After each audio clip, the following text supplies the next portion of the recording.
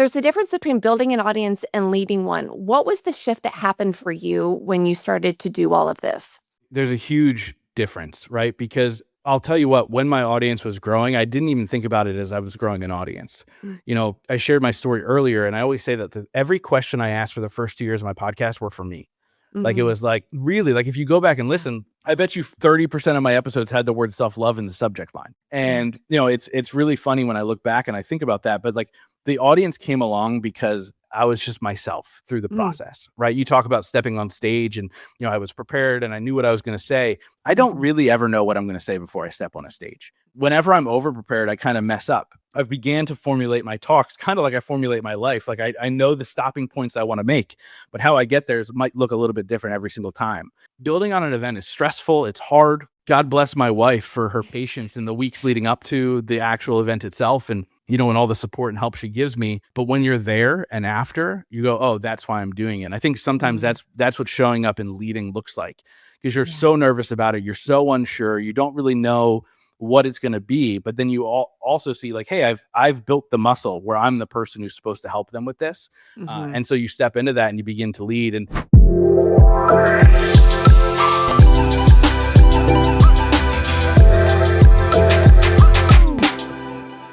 Hi, all. Welcome back to the Root, Realign, and Rise podcast, where we explore what it means to root in truth, realign with what matters, and rise with responsibility and leadership in life. Today, I'm joined by Justin Schenck, entrepreneur, speaker, and host of the globally recognized Growth Now Movement podcast, a top-rated show reaching listeners in over 100 countries. He's been the top 8 podcaster to follow by Inc. magazine, featured in Thrive Global, and recognized as an icon of influence in the new media space. Beyond the podcast, Justin is also the creator and host of Growth Now Summit Live, a high-impact annual event bringing together some of the world's leading thinkers, entrepreneurs, and high performers for real connection and transformation. Through his company Podbrand.io, he's helped countless individuals grow their brands, platforms, and influence. But Justin's work isn't just about growth. It's about what growth demands of you internally. Because building something visible, leading an audience, and sustaining influence at scale requires more than strategy. It requires identity, discipline, and the ability to evolve under pressure. Justin, welcome so much to the show.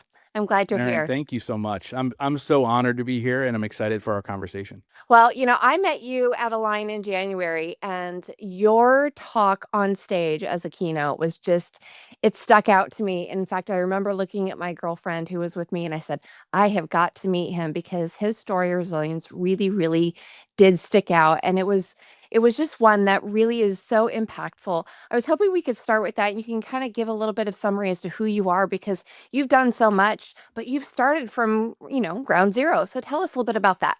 Yeah, so I always jokingly say that if there was a senior superlative for least likely to succeed in high school, I would have won that hands down. At one point, I had a 1.7 GPA. My mom was in the middle of a 20-year battle with opioids, and my dad was in jail. And actually, statistics say if your parent's an addict, you have a 50% chance of being an addict. And if your parent's in jail, you have a 50% chance of ending up in jail. Like, if you do the math, I'm 100% screwed. Like, what am I going to do with my life? I did a couple semesters of community college just because that's the only one that would allow me to go there. And it was fine. I did all right. But at the age of 19, I got a job in direct sales. Mm. And that changed my life because it gave me so many skill sets that I was able to take into the corporate world. I did well in the corporate world. And now that I still use today in the entrepreneurial world, plus it gave me the taste of entrepreneurship because you make your own money, you make your own hours, and you're in control of your life. Mhm. But the most important piece that happened when I worked there was my mentor handed me a book called Who Moved My Cheese. And if you've never read it, highly recommend. Quick 45-minute read. But it spoke to me at my core at the moment. And the book is about how things are going to change around you that you don't have control over.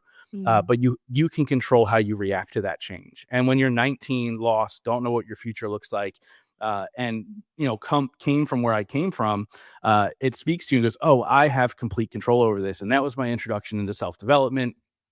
Dove down the rabbit hole and read the books. And, of course, in your early 20s, a lot of the books were about how to make more money, but also was able to meander into things like Rich Dad, Poor Dad, which, yes, is about money, but also mindset and how you approach things and, all that fun stuff. And, into my 20s, I tried to launch a couple of businesses, 3 of them, and they all failed. Mm. And so I decided I was going to start a podcast 10 years ago, and I was going to interview entrepreneurs, figure out, pick their brain, figure out what I'm doing wrong, and then instill that into my life.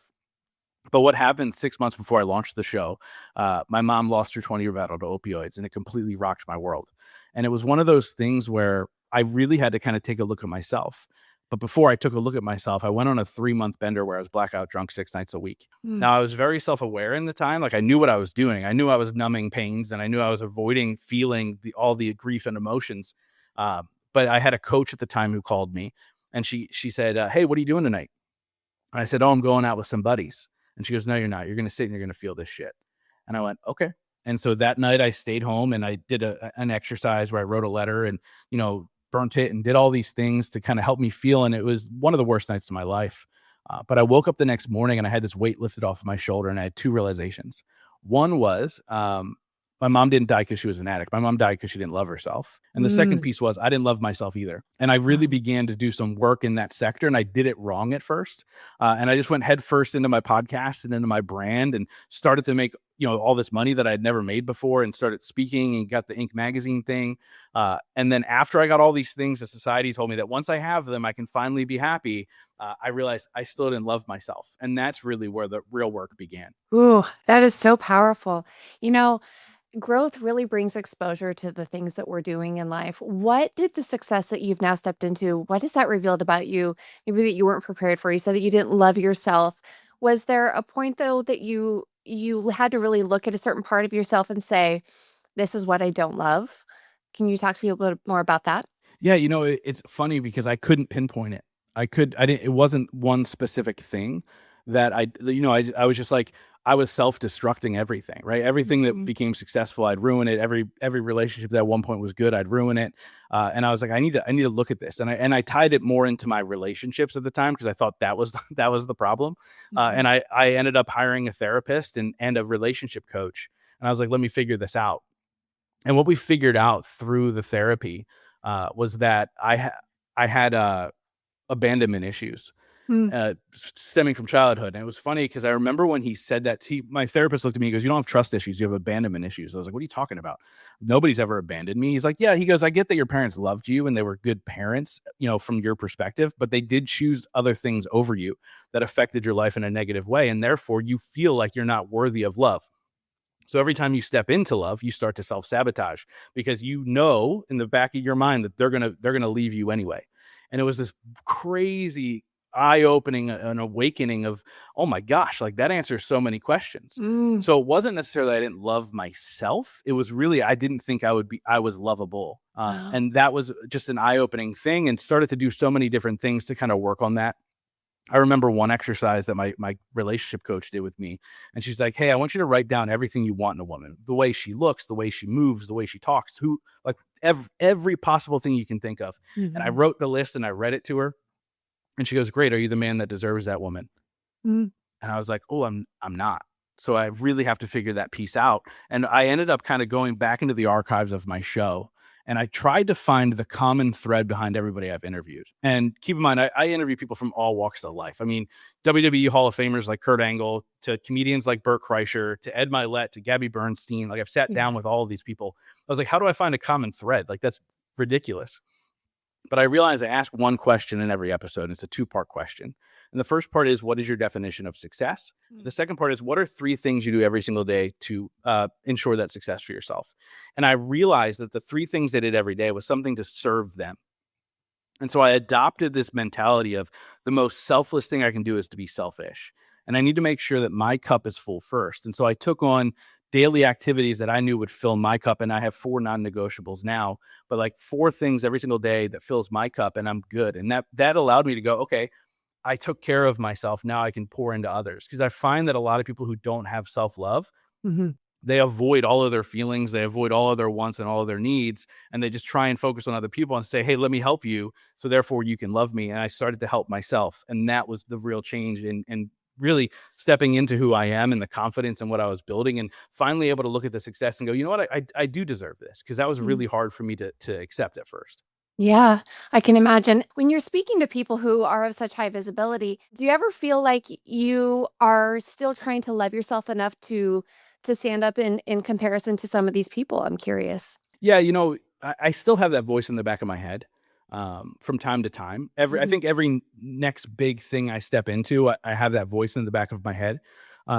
The one thing that I've done better over time is that I can quiet that voice a lot faster. Mm. Just from some skills that I've picked up and some exercises and all these other things. And like, I'll be honest with you, when I have a big interview coming up, I want to cancel it until they come on the screen. Like, I'm sitting on the Zoom, go in the back of my head, I go, please don't, just please forget about it. Don't come on.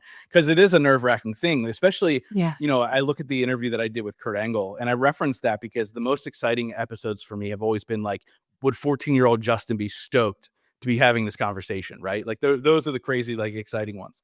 And he came, I was so nervous and he came on and we chatted and I have a rule. I always chat beforehand and I always chat afterwards. And that's where the real magic happens. And we Mhm. had an amazing interview. And then fast forward a couple months after me releasing the episode, I was at an event in Florida. I'm in Florida all the time.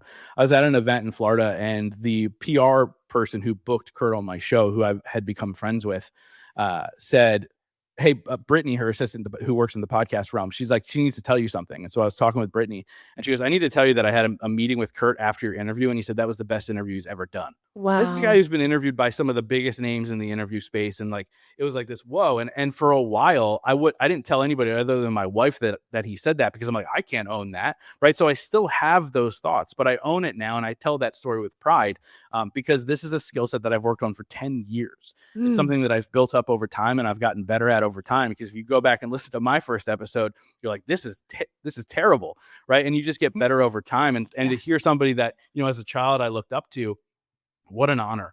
What an honor that is. And so, yeah, those thoughts still creep up, but I think my purpose is bigger than my fear. My purpose is bigger than those little voices in my head. And, I continue to move forward because that's so much bigger than me. I think it's so important because I think whatever stage of life you're in or whatever it is that you're doing in the world, whatever impact you are or are not making, it's super important. Even I just recently, I just did a keynote for the Unstoppable event with Amberly Lago. And, I was totally great. I had prepared, everything felt really good. And then I get on the stage and I'm like, whoa. They do. It just creeps in and it's so natural. And it's funny because I'm sitting here kind of chuckling because here we are, we both lost our own voices. I think those are the moments when you start to lose those those little talents that you think that are just naturally there. It's almost like it's the adversary's way of saying, we got to hold you back to see what your real potential is. We're going to challenge you one more time. And I think it really just that is life's purpose. Kind of pulls you back, kind of like the arrow to propel you forward even more so. And so I love hearing that. I think people need to hear that, no matter what stage you're at, there is that imposter, there is that challenge that comes in, and just to really keep pushing forward. There's a difference between building an audience and leading one. What was the shift that happened for you when you started to do all of this? Yeah. I mean, there's a huge difference, right? Because I'll tell you what, when my audience was growing, I didn't even think about it as I was growing an audience. Mm. I shared my story earlier, and I always say that every question I asked for the first 2 years of my podcast were for me. Like, it Mhm. was like, really, like, if you go back and Yeah. listen, I bet you 30% of my episodes had the word self-love in the subject line, because I was like, how do you find self-love? Like, what, all these things. Yeah. And, it's really funny when I look back and I think about that, but like, the audience came along because I was just myself through the Mm. process, right? You talk about stepping on stage and, I was prepared and I knew what I was going to say. I don't Mhm. really ever know what I'm going to say before I step on a stage. Mhm. Uh, Whenever I'm over prepared, I kind of mess up, because what happens is I forgot, oh, I missed that line. And now everything else is all, I'm tripping over myself and this, that, and the Yeah. other thing. And so I've began to formulate my talks kind of like I formulate my life. Like, I know the stopping points I want to make, but how I get there might look a little bit different every single time. And that's how this whole thing has been, is like, okay, I just got called. Now I need to answer. And Mm. so I grew the audience by accident, really. Like, Mhm. I got put on that Inc. magazine list. 370,000 people read that article and changed my life overnight. And then opportunity started to present itself. And I was like, okay, like, there's people here that need help or want to be guided or whatever. How do I step into that? And you hire a coach to help you do that or whatever. And that's the Mhm. intention behind it. But, the shift was really like, okay, I'm being called to do this, whether it was people asking me or, internally I'm hearing, okay, this is where I need to go, and all those things in between. And so stepping into that was almost like I had to. Like, it was, I didn't know if I wanted to be that, but that's Mhm. what ended up being. And now that I see the impact, wow, like, well Yeah. worth the effort. Well worth the effort. Whether that's with the people in my mastermind, whether that's speaking on a stage or running one of my events, like, we were talking a little bit about events beforehand. Building on an event is stressful. It's hard. Mhm.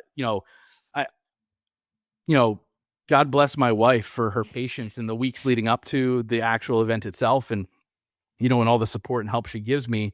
But when you're there and after, you go, oh, that's why I'm doing it. And I think sometimes Mm. that's what showing up and leading looks like, because you're Yeah. so nervous about it. You're so unsure. You don't really know what it's going to be. But then you also see like, hey, I've built the muscle where I'm the person who's supposed to help them with this. Mhm. And so you step into that and you begin to lead. And I hemmed and hawed around starting my mastermind for 2 years. The call was on me 2 years before I even launched it.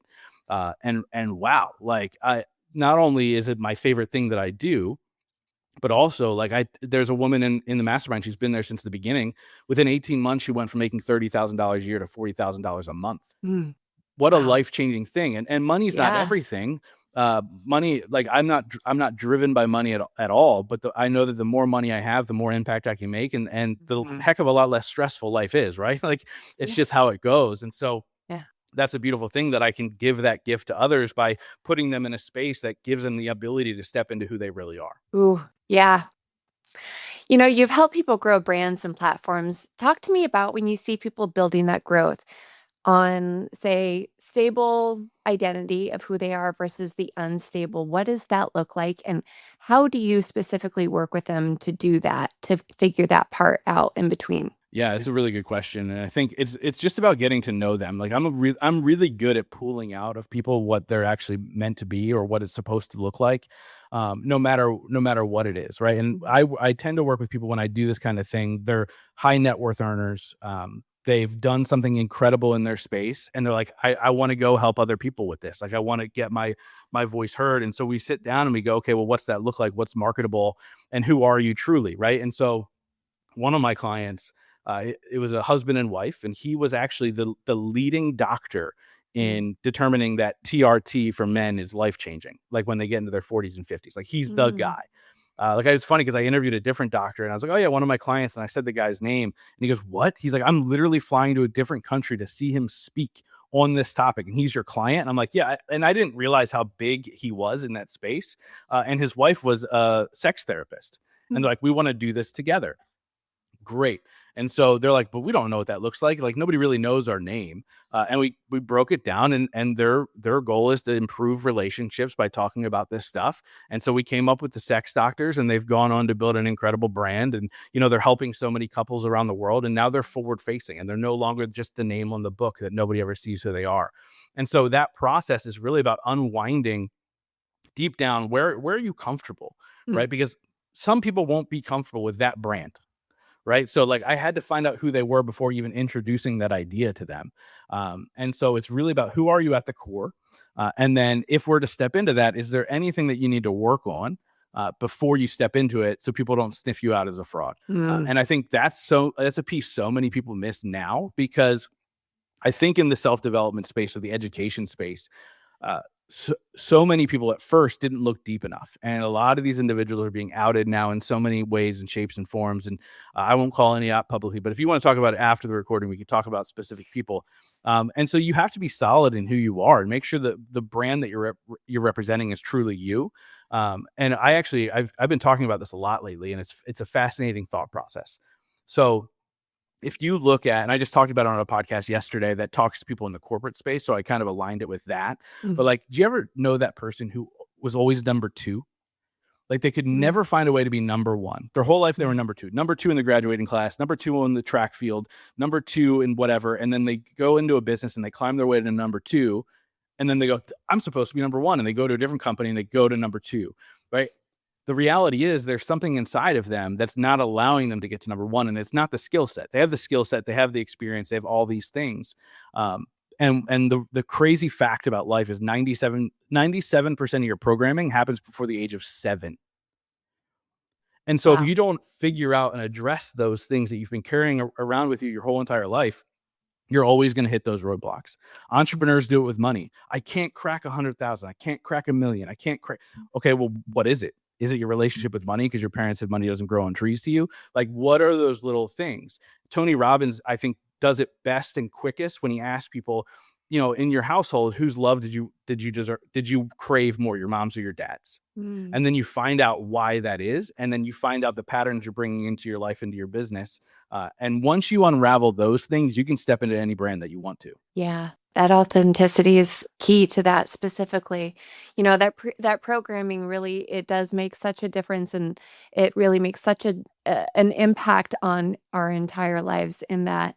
It's interesting. I was even just thinking of my own. So I'm curious, as far as what you've built before and what you're doing now, how do you navigate? Because I think you talked a little bit about it, but I think there are a lot of people who are still, they're going to be stuck and they need to hear it specifically. When you're growing something new and you're navigating with uncertainty, how do you do that? How do you move from what you were to who you are? Yeah. So stop worrying about the big picture and start worrying about what's next. People focus on this grandiose idea of what they want and they freeze in fear Mm. because they're like, oh, I can't make that happen. Or what happens if I reach that, right? My favorite fear that people have is fear of success, which is way more common than you think. People are like, what if I just lose everybody? What if all these things that they're told will happen, which isn't true, by the way. If you can go become super successful and you can still keep your friends that you've had your whole entire life if you want, Mm. like that's just the reality. Yeah. But I I think when you're thinking about like the big picture, it's beautiful to dream. And one of one of my 4 daily habits is a daily visualization practice. Sometimes it's huge. Sometimes it's like end of life, where like when I'm a grandfather to my stepkids' kids, and they call me G, by the way. I've already decided the name. You need that for the visualization. And like being surrounded by them, and what house do I want to be in, and all those things. But sometimes it's small. Like, hey, I'm going. It's already locked in. I'm speaking on the stage tomorrow. Whatever. I'm going to visualize what that looks like. But when you sit down and you actualize it, the only thing you can worry about is that next step. Mm. Right? Like you could visualize getting on stage, saying that one line that you think is going to break the audience, is going to break the tension, whether that's something funny, something inspirational, whatever. I tend to lean towards funny because I like when people laugh. But like, what's that one thing you lean into? If that laugh doesn't happen, you can't worry about that. Right. So that's the big picture. You need Yeah. them to laugh in order for this to happen and this to happen.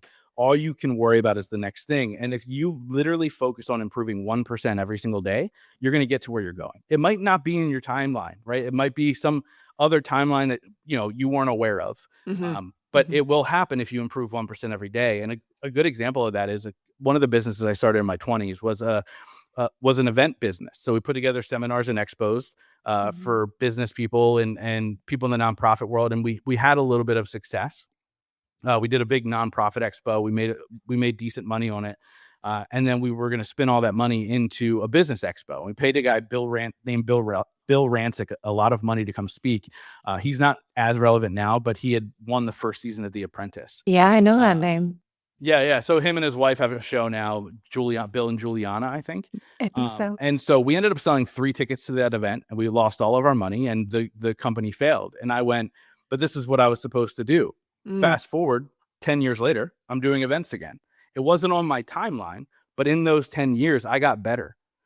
I learned the skills. I worried about the next step. I started to learn about the optics and why is that important, and the marketing and why is that important, all the things in between. And those 10 years were the timeline I didn't realize, and I just jumped to the big vision. And so Mm. just worry about that next step, and you'll start to collect them along the way. I love what you just said, because I think that when we're doing things, people assume that we just do it and automatically it's just successful, and that we just showed up and ta-da, it made it happen.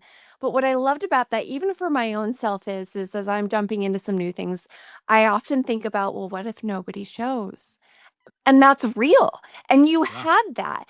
And 3 people, though, I mean, applaud, because that's 3 more than maybe who you didn't think were going to show. But what I So, but love. I'll say this really quick. So Yeah. this is actually pretty funny. We ended up not doing the event, so 3 people didn't even show. So the 3 tickets that we sold for the event. Do you remember Groupon? Yes. So that used to be a huge deal. So all 3 of those tickets were sold through Groupon. I don't even know how we were able to get onto their platform, because we're just like, we were 2 24-year-olds like trying to figure it out. So all 3 of those tickets were sold through Groupon. And the way Groupon works is you have to at least give a 50% discount, and then you give 50% of that to Groupon. And so we literally brought in like $70 or something. Like it was awful. And so You paid for your Groupon fee. yeah, that's pretty much. That was it. And so, look at it from a standpoint of, oh, well, no, because then we had to refund those people. Groupon wouldn't refund them. So we had to then pay them. It was the worst deal ever. And so I remember leading up to my first event, my first Growth Now event in 2019. I'd sold it out. We had 160 seats, sold 160 tickets. Ended up having a 97% show rate, but leading up to it, every single night, I had a nightmare that I was standing at the registration table and nobody showed up every night. And it was awful. Like, to talk about anxiety the night before the event, it was really terrible. And I wasn't even working the registration table. Like, I wasn't sitting there. Like, what? So your brain does some funny things, but 100% real. Like, what if nobody shows? Yeah. Yeah. So for those listening, if there's an event that you want to go to, it's in that brain, go, because we're on the other side hoping you'll come. For sure. You've done so many events and you have masterminds and all of these things. How do you personally manage the visibility, the expectations, and the performance yourself? Like, do you have habits that you go with each day? You talked about visualization. What really keeps you maintaining that real focus and that clarity through it? Yeah, that's a really good question. And so obviously the 4 non-negotiables, and I'll walk you through them really quick. I have to move my body in some way, shape, or form every single day, whether that's a walk in the morning with my wife, going down to our basement and lifting weights or whatever. That's one. The second thing is I learn something new every single day, because I believe anything that's not growing is dead. And so, hey, let me learn something new. Third piece is that visualization practice that I talked about, where I really envision where I'm going. And what I found out is if you can my visualization practice, I tie it to all of my senses. What's it going to smell like, sound like, feel like? Are people going to be high-fiving me? Are they going to be hugging? Like, what's that all look like? And when you do that, it grounds it into a reality, and it makes the action a lot easier, because you're excited about it. You've already been there. You've already visited that place. You already know what it's going to be like. And so it makes it a lot easier to take the hard action. And then the fourth one is I reach out to somebody I care about every single day and just check in on them. And a lot of people go, "Hey, Justin, that's not for you. That makes them feel good." I go, "No, it makes me feel good that I'm in a place that I can be the person that checks in on their people." Right. And so, like, that's super important to me. And it's allowed me to maintain some really strong relationships with individuals.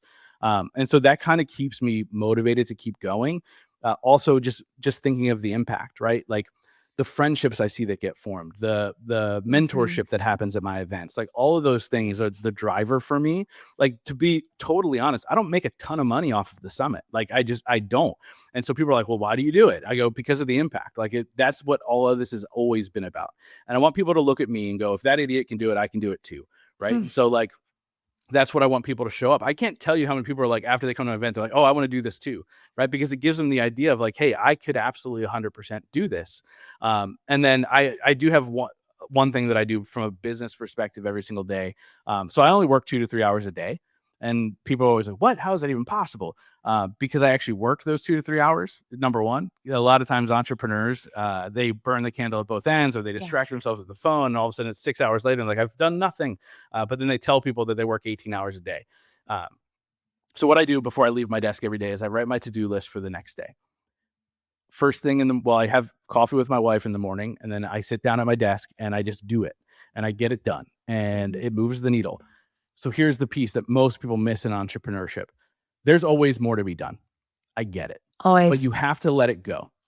Don't waste your life working so much, right? Like, so many people are just working and working and working. Like, I know life is finite. My mom died when she was 58 years old.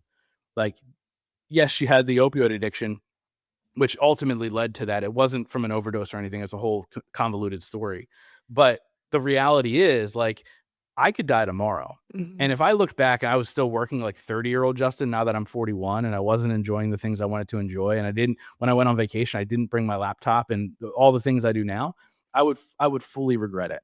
And so there will always be more to do as an entrepreneur. But what you want to do is make that to-do list. And when it's done, it's done. And be proud of yourself. And when you go to bed at night, you can sleep because you did the thing you're supposed to do, and you know the things you have to do tomorrow, and it's going to be accomplished. And that's just the reality.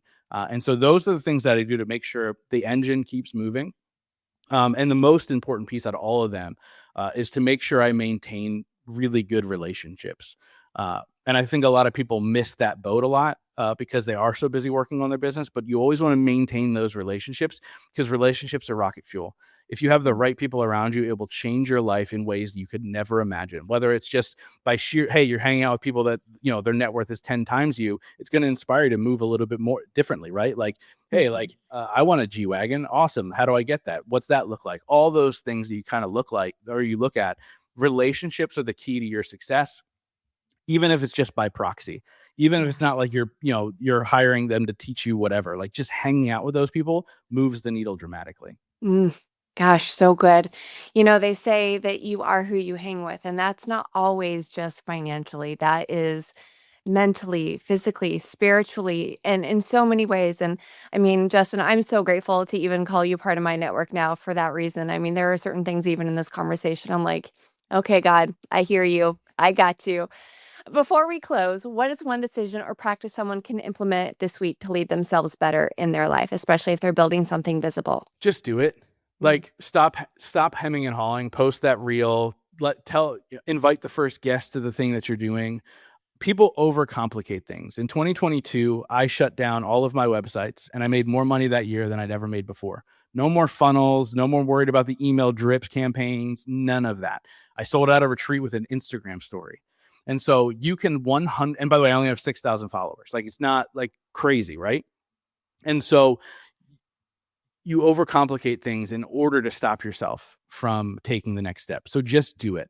I have so many conversations with people go, oh man, I've been wanting to start a podcast for 5 years. Well, imagine where you'd be if you actually started 5 years ago, right? Like those are the conversations that people need to have because I'm a bruiser. So like pushing people in certain directions to be like, just do it. Like no more excuses type of thing. Like talk to yourself like that. Just do the stupid thing. Who cares about the judgment? Because they're judging you anyway now. So let them judge you for you taking a big leap. So good, Justin. Thank you. I appreciate how you openly speak about growth, especially the parts that people don't always see. For those who are listening, if you're navigating pressure, visibility, or a transition in how you lead, I share deeper leadership insight each week through my newsletter where I break down how to apply those conversations in the real life. And if you're someone who wants clarity on where you're at, right where you are in your leadership, decision making, your identity, I've created a leadership assessment you can also take. You can find it on the show notes. Before we wrap, I want to remind you, you do not have to be whole to lead. Leadership doesn't begin when everything is resolved. It begins when you root in yourself, in your truth, realign with what matters, and you choose to rise with responsibility right where you are. Have a great day, everyone, and see you next time.